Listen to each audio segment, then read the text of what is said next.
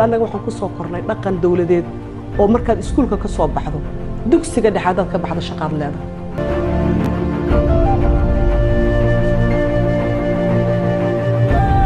mar walbaba ilaa laga gaar doorashada qof iyo codna waxaan isleeyahay haweenka Soomaaliyeed waa inaan annaga soo saarno gabdho aqoon leh si aan uga gudubno caqabadaha ay ka mid tahay 4.5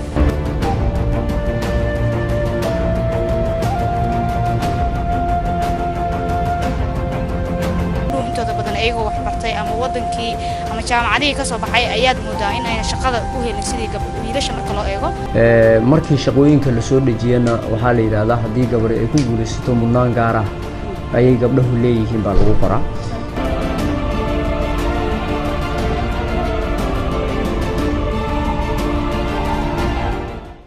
ma jiraan dhibaatooyin marka laga soo tago horumarka ay haweenka ay ka sameeyeen meelaha qaar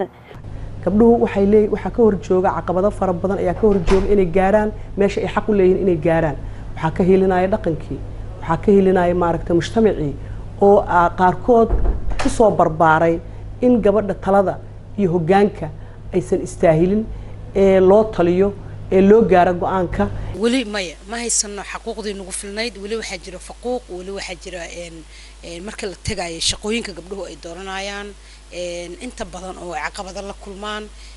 dhanka gabadha iyo wiilka kala sareyntii wali inaanay meesha ka bixinin oo qoyska markii la rabo in qof shaqo loo geeyo wiilka la kaxaynayo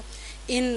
dhan walbaba gabadha qoyska ay ka dhalatay iyo reerka u dhaxday inaad adigoo reerkaagii aysan ay ku leeyihiin cidaad u dhalatay waa reer hebel kuwa aad u dhaxdan ay ku leeyihiin waa reer hebel inaan ku weeyayno walina dhanka dhaqanka xataa faquuq wali inuu jiro ma u sameyn yihiin fursadaha shaqo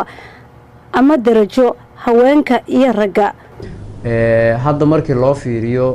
dawlad goboleedyada iyo dawladda federaalka ah iyo shaqaalaha u jooga iyo tirada ka howlgasha markaad fiiriso dhamaantood marka celceliska ay dumarku ay ka yihiin guud ahaan shaqaalaha waa 24% marka taas ayaana ku tusaysa mataqaanaa heerka ay ka joogaan shaqaalaha dawladda ma aha xataa shaqaale qualified waa shaqaalaha hoose waa kuwa nadaafadda waa kuwa maxaan ku rahdaa ii sheegay dhirta ka shaqeeya waa kuwa shaqaalaha hoose u badan yihiin shaqaalaha standardka loogu talagalay qofka aqoonta leh inuu ku shaqeeyo uma badna gabdhaha uma badna 24% markay ugu yaraato ilaa 14% waa shaqaalaha hoose waxa laga yaabaa 10% inay yihiin gabdhaha xafiisyada jooga ee shaqada maaragtay professionalka ku shaqeeya ma aha taa macnaheeda inay gabdhihi aqoon lahayn ma aha taa macnaheeda inayna gabdhihi joogin ma aha taa macnaheeda inayna shaqadii rabin laakiin waa laga horjoogaa waxyaalo badan ka horjooga ninka xuna ka horjooga shaydaanka ah waxa ka horjooga dhaqanka waxa ka horjooga iyaga laftigooda oo aan u loobin gareyn karin sida rag u loobin gareeyaan laakiin gabar walba oo Soomaaliyeed oo maanta dabcan shaqaynaysa ama shaqo way adag tahay rafaad badan inay ku soo gashaa laga yaabaa shaqadii intooda badan waxa laga yaabaa inay shaqaale rasmi aysan noqonin marka caqabaduhu kullayba waxay ka jiraan dhankii bulshadii oo maamulkii oo ragga u badan